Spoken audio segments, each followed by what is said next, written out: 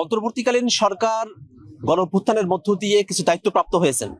সংস্কারকে সঠিকভাবে বাস্তবায়ন করা, বিচারকে একটা দৃশ্যমান পর্যায়ে পর্যন্ত উন্নীত করা এবং সত্যিকারের একটা গ্রহণযোগ্য নির্বাচনের মধ্য দিয়ে ক্ষমতা হস্তান্তর করা।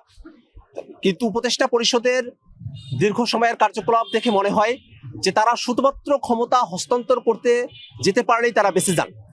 যেন তেনভাবে ক্ষমতা হস্তান্তর করে সেফ এক্সিট নেওয়ার তাদের যে মানসিকতা, সেই জায়গাটাতে পরিবর্তন যাতে আসে, যাতে করে জনগণ তাদেরকে যে দায়িত্বের জন্য সেখানে অধিষ্ঠিত করেছেন সেই দায়িত্বে কোনো ধরনের ফাঁকিবাজি তৈরি না হয়, সেই দায়িত্বটাকে তারা পুঙ্খানুপুঙ্খভাবে পালন করেন এবং এই দায়িত্বগুলো থেকে পলায়নপর মানসিকতা, সেফ এক্সিট নিয়ে তারা শুধু ক্ষমতা হস্তান্তর করে দিয়ে তারা বেঁচে যাবেন, ব্যাপারটা এমন নয়।